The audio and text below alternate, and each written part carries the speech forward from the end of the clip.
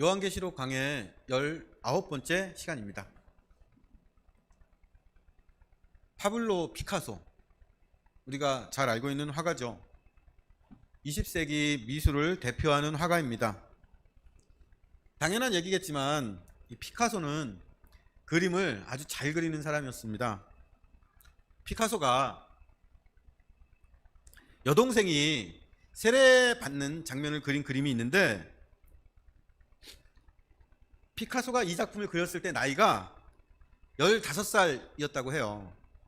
전문가들은 15살 때 이 정도의 수준으로 그림을 그리는 건 피카소가 믿을 수 없을 정도로 뛰어난 천재성을 가졌던 증거라고 합니다. 피카소는 역사상 최고의 재능을 가진 천재였고 일찍부터 그 능력을 인정받았습니다. 그런데 피카소가 살았던 19세기 말은 화가들에게는 위기의 시대였어요. 그 전의 시대에는 인물이나 풍경을 얼마나 실제와 비슷하게 그렸느냐, 이게 중요했는데 19세기 말에 사진과 영화가 발명되면서 상황이 달라졌습니다. 아무리 뛰어난 화가도 사진처럼 정확하게 현실을 복제할 수 없고, 또 그림은 아무리 잘 그려도 영화처럼 생생하게 현실을 표현할 수 없었습니다. 그래서 이제 그림의 시대는 끝났다, 이런 비관적인 생각이 퍼졌죠. 이것과 비슷한 상황들이 지금도 벌어지죠. 최근 인간보다 월등한 능력을 가진 AI, 인공지능이 개발되고 있습니다. 이런 기술에 감탄하면서 한편으로는 이제 인간은 뭘 해야 되는가 불안해하죠. 사진과 영화가 발명되었을 때도 화가들은 이제 뭘 해야 되나, 그림을 왜 그리나 고민했던 겁니다. 이런 고민에 답을 주고 미술의 새로운 역사를 열었던 게 바로 피카소입니다. 그전 시대의 화가들은 한 방향에서 본 사물이나 풍경을 그림으로 표현했고, 이것이 미술의 기본이고 상식이었습니다. 피카소는 이 전통을 깨고 하나의 장면에 여러 방향에서 본 모습을 담은 거죠. 이렇게 평면적인 캔버스에 입체적인 모습을 표현했다고 해서 피카소의 미술 기법을 큐비즘, 입체주의라고 합니다. 피카소가 애인이었던 도라 마르라는 여인을 그린 초상화가 있어요. 여러 방향에서 본 얼굴과 표정이 하나의 화폭에 담겨서 표현된 거 알 수 있습니다. 그런데 이걸 도라 마르의 실제 사진과 비교해 보면 실제 인물과 닮았어요. 그러면서도 사진은 줄 수 없는 독특한 아름다움이 있습니다. 피카소는 평면에 입체를 표현하는 회화법을 개발해서 사진과 영화에는 없는 그림만의 독특한 예술성을 찾아낸 거죠. 그런데 피카소가 여러 방향에서 본 모습을 한 장면으로 표현했다, 이걸 모르는 사람은 이게 무슨 그림이냐, 이해할 수 없다, 어렵다고 합니다. 피카소가 창시한 큐비즘에 대해서 말씀드린 건 미술 얘기를 하고 싶어서가 아니라 성경에서 피카소의 그림 같은 것이 바로 요한계시록이다, 이 말씀을 드리기 위해서입니다. 피카소는 어떻게 하면 평면인 캔버스에 입체를 표현할까, 이걸 고민했고 하나의 그림 안에 여러 방향에서 본 모습을 동시에 그렸습니다. 그래서 피카소의 그림을 처음 보면 이상하다 싶지만 이 의도를 알고 보면 피카소의 그림이 가진 아름다움을 알 수 있죠. 그런데 요한계시록이 바로 그래요. 요한계시록에 피카소가 했던 비슷한 고민이 담겨 있습니다. 요한계시록의 고민은 하나의 예언 안에 어떻게 여러 시대의 사건을 담느냐예요. 하나의 예언 안에 여러 시대, 여러 사건의 의미를 담는다. 좀 어려운 말이어서 설명이 필요할 것 같습니다. 하나님께서 요한계시록을 통해서 최후의 심판, 이 세계의 종말을 우리에게 전하기로 하셨어요.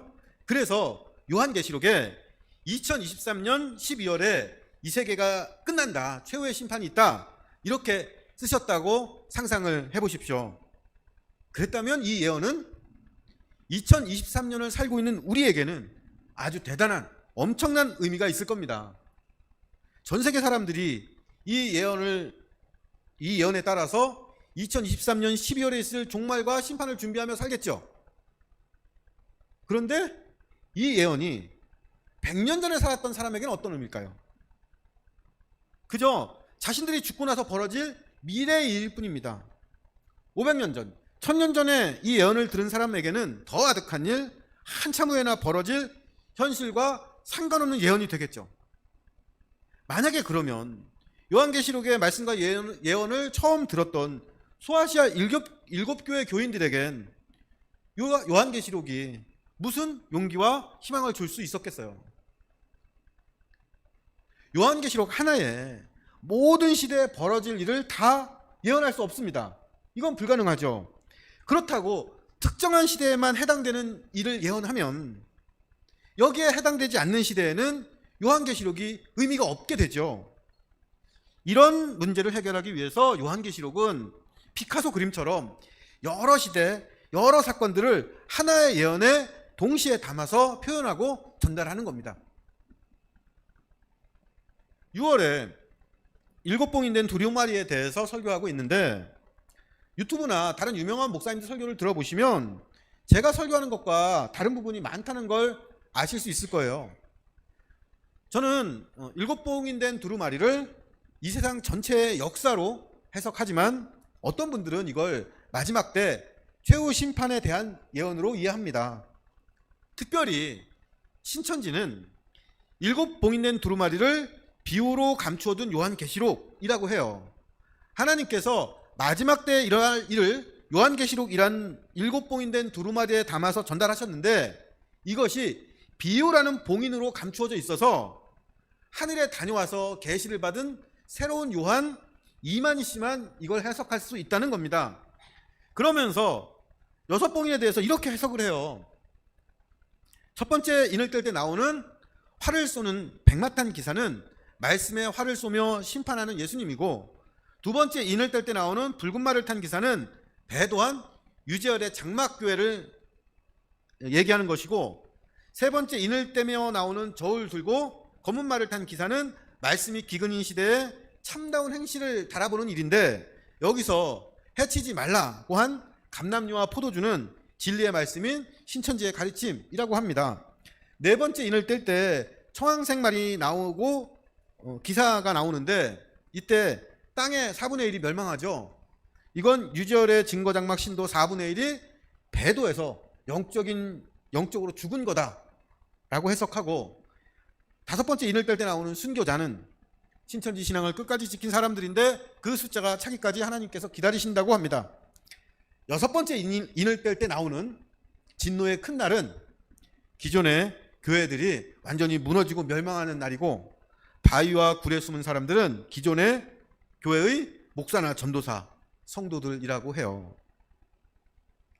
이렇게 신천지는 철저하게 요한계시록을 자기들 중심으로 자기들만 알아듣는 비유로 해석합니다.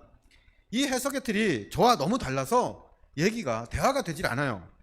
그래도 양보해서 신천지 해석이 옳다, 이렇게 해석할 수도 있겠다 받아주게 되면 요한계시록은 어떤 예언이 될까요? 요한계시록은 신천지가 생긴 1984년부터 의미가 있는 예언이 됩니다. 1931년에 태어난 이만희 씨가 2000년 동안 봉인되었던 요한계시록의 비밀을 풀었다는 건 달리 생각하면 요한계시록이 2000년 동안 아무도 제대로 알지 못하는 쓸모없는 책이었다는 뜻이 되죠.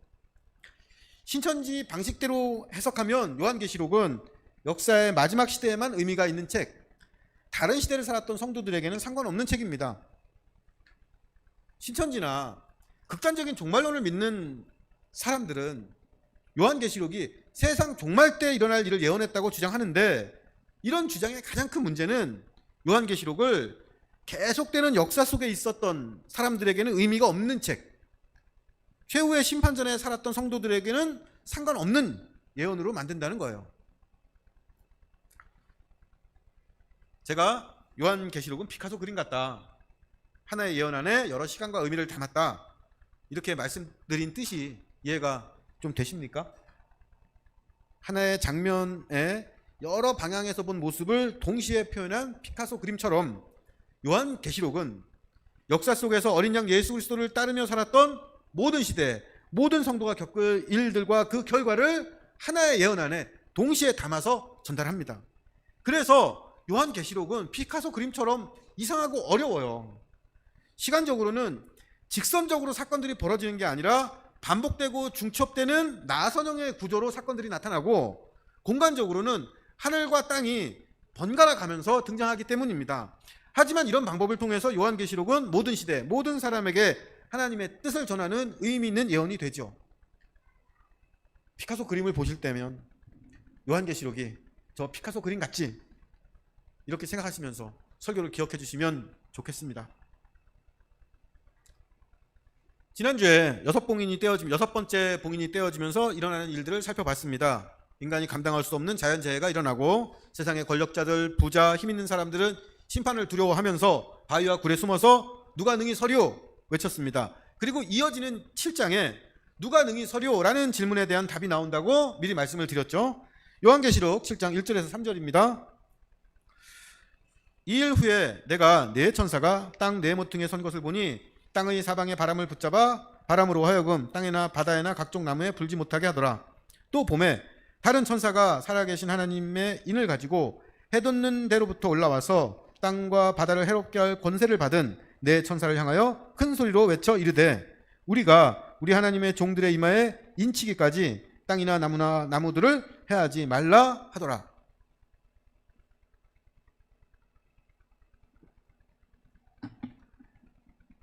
자연재해와 세상의 격변이라는 심판을 통해서 자연을 지배하는 창조주이시며 인간을 구원하시는 하나님의 능력이 이 세상에 드러나고 세상과 역사가 다 끝날 것 같은 불안과 공포의 시간이 다가옵니다. 그런데 이때 동서남북 땅의 모든 것을 지배하는 천사가 사방의 바람을 붙잡고 있어요. 성경에서 바람은 이 세상에 임하는 하나님의 능력을 상징합니다. 출애굽 때 8번째 재앙으로 메뚜기 떼가 이집트를 초토화시키죠. 이때 메뚜기 떼를 동풍이 몰고 왔다 서풍이 사라지게 했습니다. 이스라엘 백성들이 홍해를 건널 때 마른 땅이 드러나도록 파도를 없앴던 게 바람이었고, 이집트 군사들이 뒤따라갔을 때 다시 파도가 덮치게 했던 것도 바람이었어요. 이렇게 바람은 구원과 멸망을 좌우하는 하나님의 능력입니다. 이 하나님의 능력인 바람이 사방에서 몰아치면 세상의 모든 생물들은 휩쓸려 날아가고 뿌리 뽑혀 죽습니다. 그런데 이렇게 되지 않도록 네 천사가 바람을 붙들고 있고 땅과 바다와 나무를 해치지 말라는 명령이 내려지죠. 세상이 다 파괴되지 않도록 일단 멈추라는 지시입니다. 왜? 심판 전에, 심판 때에 그 중간에 바람을 붙잡아 멈추는 잔잔한 시간이 필요할까요? 이 시간에 해야 될 중요한 일이 있기 때문입니다. 그 중요한 일이란 하나님의 종들의 이마에 인을 치는 일이에요. 하나님의 종은 하나님을 주인으로 섬기고 그 명령을 따르는 사람들입니다. 이 사람들의 이마에 인을 칩니다. 여기서 인을 친다라고 번역된 헬라어는 스플라기조라는 단어인데, 7봉인 인을 떼다, 이런 구절에도 이 단어가 쓰였습니다. 스플라기조, 이 단어의 가장 중심적인 의미는 도장을 찍다는 뜻이에요. 중요한 편지에 도장을 찍어서 그 내용을 보호하는 게 스플라기조고, 또 문서와 계약서가 진짜라는 걸 도장을 찍어서 확인해 주는 것도 스플라기조입니다. 지금도 우리는 이거 진짜다, 중요하다는 의미로 서류에 도장을 찍죠. 그런데 하나님의 종들의 이마에 인을 친다, 이 구절에는 도장을 찍는다, 이 번역으로는 다 담을 수 없는 아주 강한 의미가 있습니다. 어떤 사람에게 벗어나기 힘든 나쁜 평가나 판단을 내린다는 의미로 우리는 낙인 찍는다라는 말을 자주 쓰죠. 여기서 낙인은 한자로 불로 지질 낙자, 도장 인자, 불도장이라는 뜻입니다. 원래 낙인 찍는 건 목축업자들이 불로 달군 인두로 자기 가축에 표시를 하는 일이었어요. 사진에서 보는 것처럼 이렇게 낙인을 찍어서 지워지지 않는 표시를 해서 어디를 가더라도 주인이 누구인지 확인할 수 있도록 했던 거죠. 영어로 이렇게 낙인 찍는 걸 브랜드라고 했습니다. 여기서 남과 구분하는 표시, 상표를 의미하는 걸로 의미가 확정이 됐죠. 인을 친다는 스플라기조라는 단어에는 이렇게 지워지지 않는 표시로 낙인 찍어서 영원히 내 것이다 라고 소유를 확정한다는 의미가 있습니다. 하나님의 종들에게 인을 친다는 건 어떤 사람이 아주 중요한 나의 진짜 종이다, 이 사람들은 내 소유니까 건드리지 말라는 하나님의 표시입니다. 하나님의 소유로 확정된 사람을 세상은 함부로 할 수 없는 거죠. 그런데 이 인을 어디에 합니까? 이마에요. 이마는 사람 얼굴에서 가장 먼저 보이고 잘 보이는 자리라 여기에 표시가 있으면 감출 수가 없습니다. 그럼 하나님의 종의 이마에 인을 친다는 게 어떤 뜻일까요? 하나님께서 자연재해와 격변으로 세상을 심판하는 시간이 있습니다. 이때 사람들은 불안하고 두려워서 뭐라고 말합니까? 누가 하나님의 진노를 견딜 수 있을까? 어느 누가 하나님 앞에 능히 설 수 있을까? 탄식했습니다. 그러나 이때 심판의 날에, 환난의 시간에 하나님 앞에 능히 서는 사람들이 있어요. 이 사람들은 하나님을 주인으로 섬기는 하나님의 종들입니다. 이 사람들이 어떻게 하나님의 종이 됐을까요? 이 사람들이 얼마나 훌륭한 사람들이길래 진노와 심판의 날에도 설 수 있을까요? 이 사람들이 훌륭해서가 아닙니다. 하나님께서 이 사람들을 그분의 종으로 부르셨고 인쳐주셨기 때문이에요. 하나님께서 이 사람들을 내 뜻을 행하는 중요한 사람들, 내 소유, 나의 사람들로 분명하게 확정하고 보호하셨기 때문에 설 수 있는 겁니다. 그런데 이렇게 이마에 인을 친 사람이 얼마나 될까요? 요한계시록 7장 4절입니다. 내가 인침을 받은 자의 수를 들으니 이스라엘 자손의 각 지파 중에서 인침을 받은 자들이 14만 4천이니, 이 구절에서 요한계시록에서 666과 더불어 가장 유명한 숫자인 14만 4천이 나옵니다. 하늘 보좌와 예배를 기록한 요한계시록 4장 5장에 24장로가 나왔죠. 여기서 24는 12 더하기 12, 구약의 12지파와 신약의 12제자, 이렇게 구약과 신약에 나오는 하나님의 백성을 상징하는 숫자라고 설명드렸습니다. 구약의 12, 신약의 12, 그리고 아주 충만함을 상징하는 숫자 1000을 곱하면 14만 4천입니다. 요한계시록 7장 4절에서는 이스라엘 12지파 각각에 12에 1000을 곱한 숫자 12,000이 있고 이것이 모두 합쳐져서 14만 4천 명이 됩니다. 결론적으로 14만 4천은 하나님의 백성, 하나님의 종을 상징하는 숫자이고, 하나님께서 구약과 신약 시대를 통해 그분의 종, 하나님의 백성을 아주 충만하게 꽉 채우신다는 뜻입니다. 그런데 어떤 사람들은 마지막 때에 휴거 받으려면, 하늘로 올라가려면 14만 4천 명에 들어가야 된다. 14만 4천 명에 들어가지 못하면 7년 대환란을 겪는다. 또 어떤 사람들은 예수님을 믿는 유대인이 14만 4천 명이 되어야 예수님께서 재림하신다. 이렇게 14만 4천 명을 상징이 아니라 실제 숫자로 해석하고 이 14만 4천을 마지막 때의 구원과 연결시킵니다. 특별히 신천지는 이 14만 4천을 강조하고 14만 4천을 채우기 위해서 별별 방법을 다 씁니다. 또 교인들을 출석, 헌금, 전도로 평가해서 1등부터 14만 4천 등까지 등수를 매겨요. 이렇게 14만 4천으로 겁주고 위협하는 사람들, 나쁜 사람들입니다. 전 세계 인구가 70억이에요. 이 중에 14만 4천이면 0.0002%예요. 현재 대전 인구가 153만 명입니다. 153만 명에 0.0002%면 몇 명일까요? 김태희 성도님 몇 명입니까? 3명이에요. 우리가 믿는 하나님이 대전 인구 153만 명 중에서 3명 구원하는 그런 하나님이시겠습니까? 또 이런 식으로 14만 4천을 해석하면 이전 시대에 살았던 수많은 신실한 성도들은 여기 들어가지도 못해서 14만 4천 명은 정말 이전에 죽은 성도들과는 아무 상관없는 사람들이 됩니다. 14만 4천은 하나님께서 각 시대에 그분 뜻대로 만들어내시는 하나님의 종들의 숫자, 하나님의 소유된 백성을 의미합니다. 그리고 그 수는 충만하고 충분히 많습니다. 이걸 꼭 기억하셔서 혹시 14만 4천으로 헛된 소리를 하는 사람들에게 현혹되지 마시고, 또 이걸 잘못 알고 있는 분들에게 바른 뜻을 전하고 설명하실 수 있기를 바랍니다. 요한계시록은 심판의 날에 하나님 앞에 서는 하나님의 종 14만 4천 명을 말하고 이어서 각 지파별로 숫자를 셉니다. 요한계시록 7장 5절에서 8절입니다. 함께 읽어보시죠.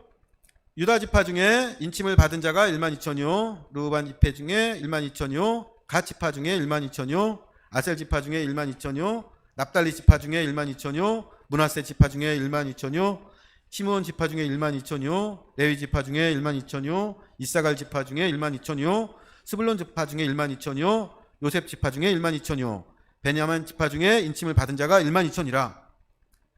유다 지파부터 베냐민 지파까지 12지파의 목록이 나오는데, 이 목록은 구약에 나오는 목록과 그 순서와 내용이 다릅니다. 장남인 르우벤보다 유다가 먼저 나오고 단 지파가 빠지고 므낫세 지파가 들어가 있습니다. 신약에서 12지파는 구약에 나오는 이스라엘이 아니라 새 이스라엘, 하나님의 새로운 백성, 교회를 상징합니다. 그래서 야고보서 1장 1절에서는 교회를 흩어져 있는 12지파라고 표현했어요. 요한계시록에 나오는 이 12지파 목록에는 두 가지 뜻이 담겨 있습니다. 첫 번째는 하나님께서 각 교회를 통해서 충분히 많은 하나님의 백성을 만드시고 그 백성들을 그분의 소유로 인정하고 보호하신다는 뜻이 있고, 두 번째는 각 교회와 성도는 이 세상과 싸우는 군대라는 뜻입니다. 요한계시록의 12지파와 가장 비슷한 목록이 민수기에 나오는데, 민수기 1장 2, 3절에는 이 목록의 쓰임과 특징이 설명되어 있습니다. 민수기 1장 2절 3절이에요. 너희는 이스라엘 자손의 모든 회중 각 남자의 수를 그들의 종족과 조상의 가문에 따라 그 명수대로 계수할지니 이스라엘 중 20세 이상으로 싸움에 나갈 만한 모든 자를 너와 아론은 그 진영별로 계수하되.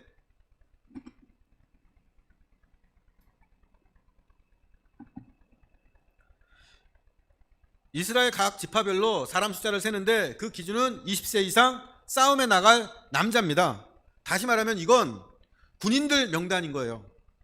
민수기의 12지파 목록과 숫자가 전쟁에 나갈 수 있는 군대를 의미하는 것처럼 요한계시록의 12지파의 목록과 숫자도 하나님의 군대, 하나님의 뜻과 명령을 받아서 이 세상과 싸우는 교회를 의미합니다. 새 이스라엘인 교회 14만 4천 명, 하나님의 군대가 왜, 언제, 뭐 때문에 세상과 전쟁을 할까요? 이마에 인침을 받은 하나님의 종 14만 4천 명이 등장하는 게 어느 때입니까? 여섯 번째 봉인이 떼어져서 인간이 감당할 수 없는 자연재해가 일어나고 이 세상의 권력자들도 산과 굴로 도망쳐서 사회 안정과 질서가 완전히 무너질 때 이 세상이 이대로 끝나는구나 싶을 때입니다. 이런 큰 재난이 일어나고 무질서와 혼란이 있을 때 이 세상과 사람들을 지배하게 되는 게 뭘까요? 나부터 살자, 나만 살자는 생존 본능과 이기심입니다. 지진과 기상이변과 천재지변으로 모든 게 부족하고 모자란데 내가 누구를 도와? 나 혼자 먹고 살기도 힘들고 바쁜데 남줄 게 어디 있어? 이렇게 나부터 살자는 생존 본능이 당연해지고 세상을 지배하는 왕도, 경제를 지배하는 부자도, 질서를 유지하던 힘도 다 도망치고 사라져서 사회 시스템이 무너지고 혼란하게 되어서 각자의 힘에 의존하는 이기적인 삶이 세상을 지배하게 됩니다. 그런데 이때 누가 있습니까? 누가 이 혼란과 재난 중에 서 있습니까? 하나님의 종, 이마에 인침을 받은 14만 4천 명이에요. 생존 본능과 이기심으로 각자 살 길을 찾는 것만이 이 세상 살아가는 방법일 때, 세상이 다 끝나갈 것 같은 그때 어린 양 예수 그리스도를 따르는 사람들, 하나님의 종들이 어린 양 예수의 피, 사랑과 희생으로 이 세상과 싸웁니다. 망해가는 이 세상에서 너희들이 뭘 할 수 있겠어? 예수 그리스도의 사랑과 희생, 이제 그런 건 안 통해. 예수를 따르면 너희는 손해보고 이용당하고 실패할 거야. 모두가 이렇게 말하고 절망하고 조롱하고 도망할 때도 어린 양 예수 그리스도의 이름으로 승리하는 사람들이 있습니다. 왜냐하면 하나님께서 이 땅에 사는 그분의 종들의 이마에 인쳐주셔서 세상의 힘이 그들을 이기지 못하도록 하나님의 소유로 보호하시고 그 사람들 한 사람 한 사람을 함께 싸울 수 있는 공동체 14만 4천 명으로 부르셨기 때문입니다. 2018년에 제주도에 내전 때문에 나라를 떠돌던 난민들이 찾아왔어요. 예멘 난민들이 찾아왔을 때 많은 논란이 있었습니다. 갈 곳 없이 찾아온 이 난민들을 받아주자고 하는 분들도 있었지만, 이렇게 받아주자고 하는 분들을 향해서 그렇게 불쌍하면 네가 니네 집에 데려가서 같이 살아 라는 조롱과 댓글들이 정말 많이 달렸습니다. 선하고 의로운 사람에게 너 참 의롭고 좋은 생각하는구나, 그거 너 혼자 해라, 이렇게 떠넘기고 조롱하는 것이 악하고 이기적인 이 세상의 지혜입니다. 선하고 자비로운 하나님의 지혜는 너 참 의롭고 좋은 생각하는구나, 그거 우리 같이 하자, 격려하고 동참하도록 우리를 이끕니다. 하나님께서 우리를 어린 양 예수의 피로 구원하셔서 하나님의 종으로 삼으시고 이마에 인쳐주시고 14만 4천 명 하나님의 소유된 백성이요 공동체요 군대로 부르셨습니다. 왜 인쳐주셨겠어요? 왜 부르셨겠습니까? 이 세상에 재난과 환란이 일어나서 어린 양 예수 그리스도를 따르는 것이 가장 어려워졌을 때에도 공동체로 함께 악한 세상과 싸워 승리하고 예수 그리스도의 희생과 사랑이 온 세상을 구원하는 힘이라는 걸 이 세상에 증명하고 하나님께 영광 돌리라고 부르신 겁니다. 요한계시록 7장에 등장했던 14만 4천 명이 14장에도 다시 나와요. 요한계시록 14장 1절입니다.